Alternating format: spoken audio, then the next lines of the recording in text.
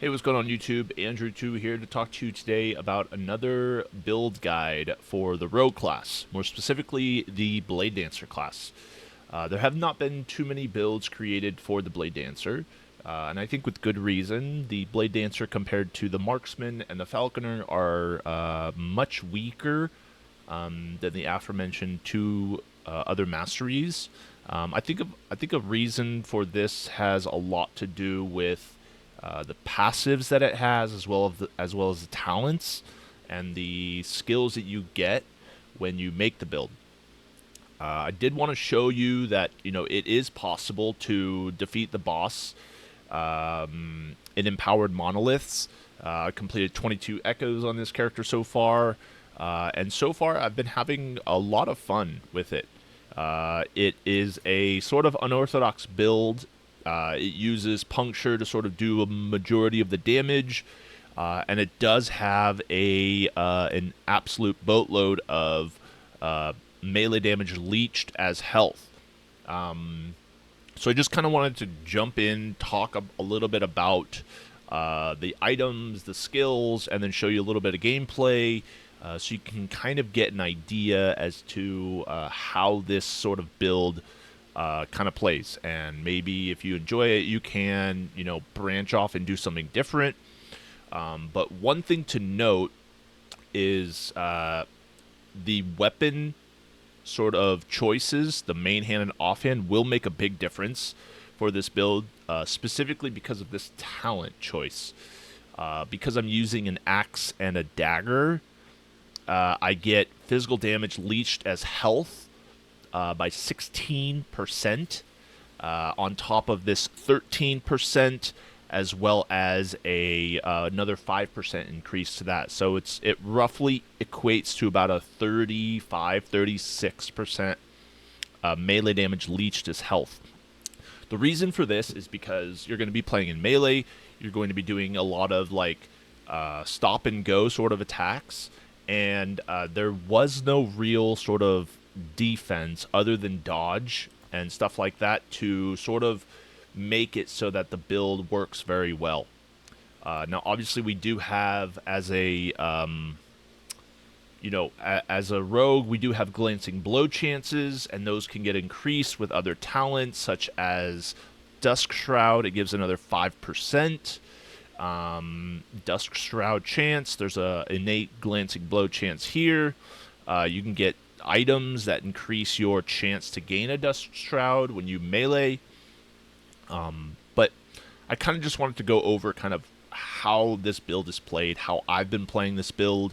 If you have any ideas or anything, just make sure you leave a comment down at the bottom, so that everything is sort of all together, and if I need to do any updates, I can do some updates.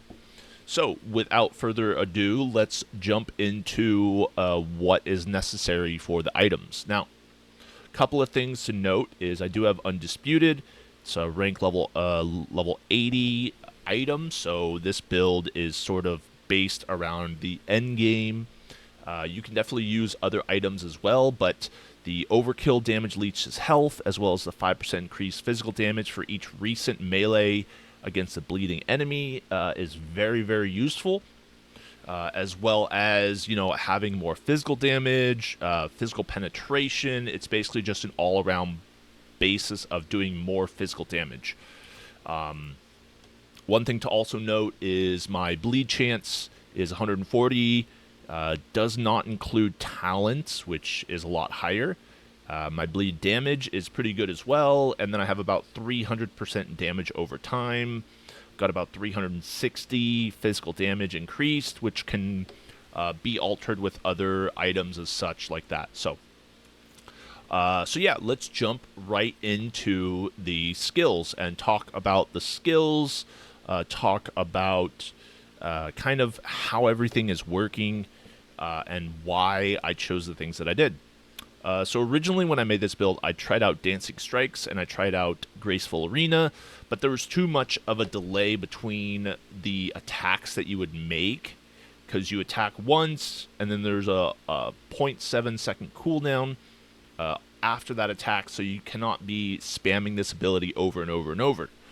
I thought that, honestly, Dancing Strikes really carried me through the entire game up until Empowered. Once I got into Empowered, I started to realize that things were not as easy as it seemed. So I took some advice from other people online and decided to create this Puncture build. Now, the whole point of this Puncture build is to utilize this passive here, Mutilate. Instead of applying bleed, the greater Puncture consumes all stacks of bleed on the target, causing them to deal damage immediately and restoring health per stack consumed. So this gives you a lot of health back, as well as dealing a lot of damage initially when you're striking, as well as, you know, increasing the bleed chance to 100%. And on top of that, Puncture has an innate 30% chance to bleed on hit, and the bleeds inflicted by Puncture have a 30% increased duration. Another thing to note with this talent is going to be Death's Imprint, where Puncture has a chance to apply a Shadow Dagger on hit. Shadow Daggers basically, upon reaching 4 stacks, daggers plunge into the target, dealing physical damage, and the damage always critically strikes. So it's just another way to get more damage from Puncture whenever you're just attacking enemies. And you'll be using Puncture quite often because you'll be wanting to proc Mutilate, and you know, you'll get Frenzy with it, so you know, you'll have a good bit of like physical shred chance, as well as armor shred chance and things like that. So it's based entirely around doing physical damage. The next skill we're going to go into is going to be Smoke Bomb. Now, Smoke Bomb is a very good talent. The reason why is going to be Cloaked Incursion. So basically, when you use Smoke Bomb, you teleport to a location, and the cooldown duration is reduced by 50%. So the whole point of this is to be able to teleport around to different areas and not have to worry about, you know, being attacked from other enemies. They'll be blinded, so their accuracy goes down. You get a chance to create more shadows, which this build kind of revolves around. Having more leech damage, which is great. And obviously having more Puncture bleed chance is very helpful to this as well. Now, this is basically everything for Smoke Bomb, right? I found that having a 30% increased duration to Smoke Bomb basically allows you to keep it up 100%. There is no real downtime when it comes to Smoke Bomb. You use it once. Let me show you here. And the Smoke Bomb appears, and 4.5 seconds, you can use it again, and this other one's still up. So basically, if when you need it, it will be available to use, and all of these shadows are created. Now, when it comes to the shadow creation, the whole point of shadow creation is to use your abilities. You get +1 max shadows here, you get another +1 max shadow there, so you basically have a chance of getting 5 shadows whenever they spawn. And that's a good segue going into our next skill, which is Shadow Cascade. Shadow Cascade is a Bladedancer only ability. It's one of the first ones you get, and the whole reason for this is to do more damage, have a higher crit chance, more crit damage, chance to create another shadow on a kill, for example, getting mana back, which is very useful, and doing more damage with the shadows. Obviously, you know, talking about the shadows specifically right now, there's not too much that goes into it, but these last 2 skills, Synchronized Strike and Lethal Mirage, will utilize the shadows for a good bit of it.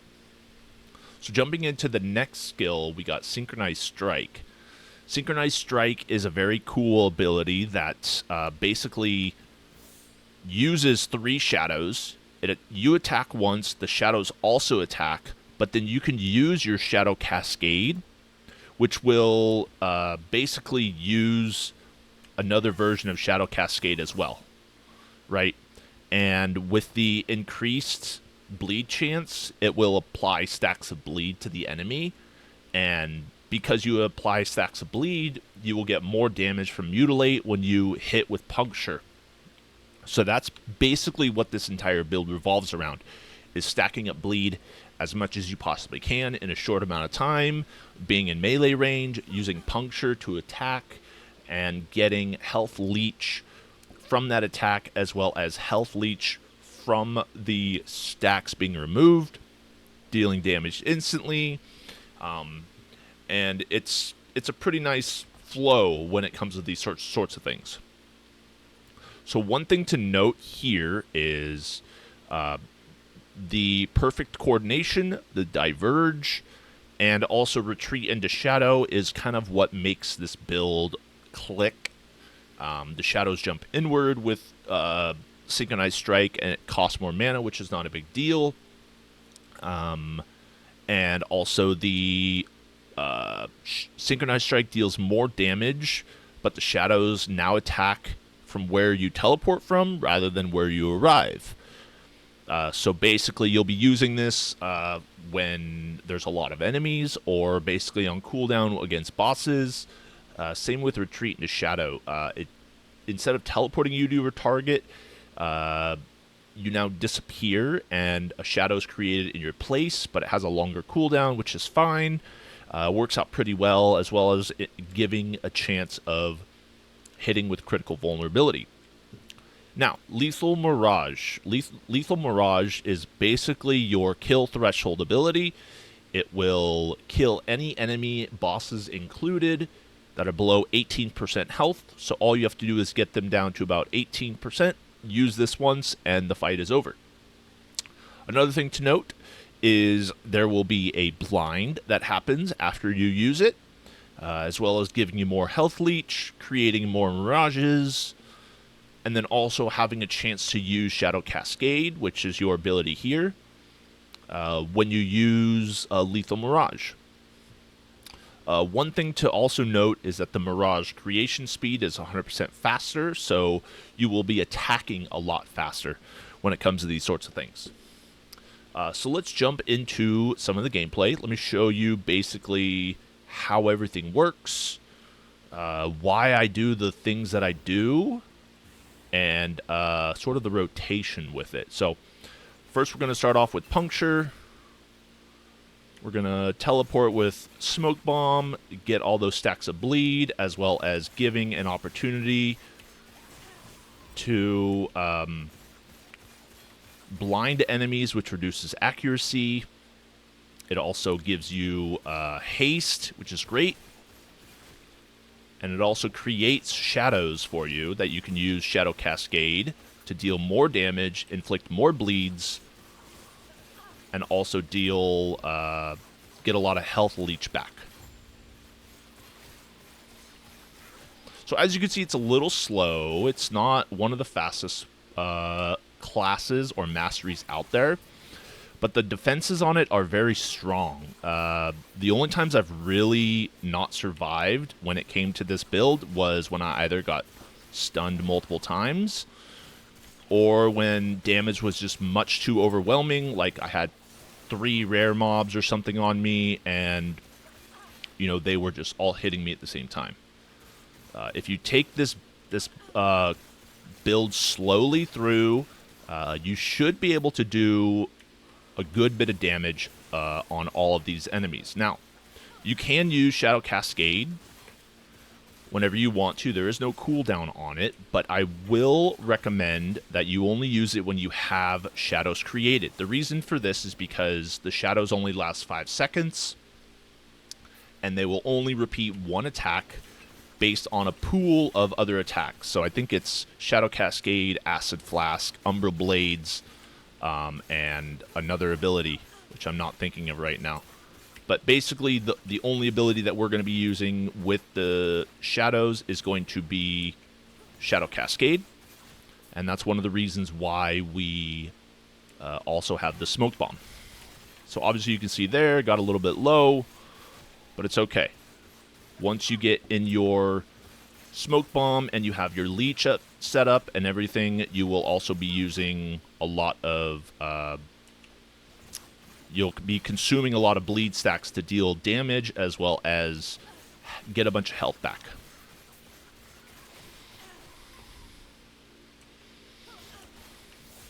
So as you can see, it's very mobile.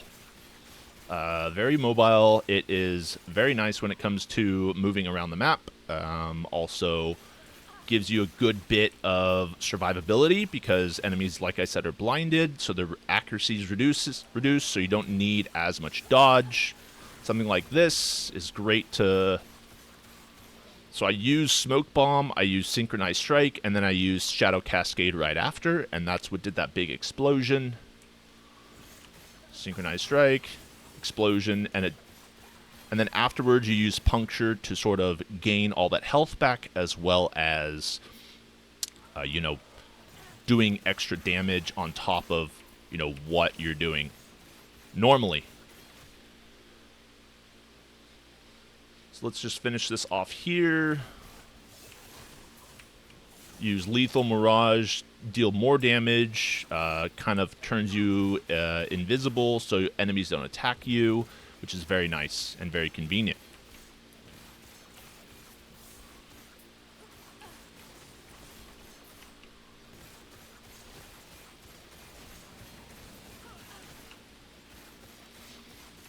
So it's a good idea to always have a smoke bomb up. The reason for that is a lot of the talents we have, a lot of the choices we have will be dependent around having those shadows up and being able to use Shadow Cascade whenever they're available.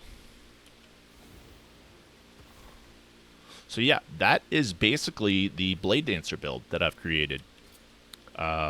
Obviously, you know, you could have LPs on these items here. You can have different items, but the reason why I chose these were because they're all bleed focused, and it seems to work very well with this build. So that's about it. Let me know what you guys think, if you enjoyed it, if you have seen something like this before in the past. I hadn't seen anything that really utilized Synchronized Strike and Lethal Mirage and Shadow Cascade in the way that I've been using it. I'm going to try to push a little bit further, but I just wanted to get this build out before the weekend started so that other people can try it out if they enjoy it. So let me know what you guys think. You know, make sure you leave comments, like the video, subscribe to the channel if you like these sorts of content. I try to make a bunch of off-meta sort of builds. July 9th is when the new cycle will release, so I will try to be updating all of the builds that I've created to sort of fit that mold again, and maybe we can have some more fun with different other builds that's in the future. So let me know what you guys think. Thanks for watching, appreciate it, and we'll see you guys next time.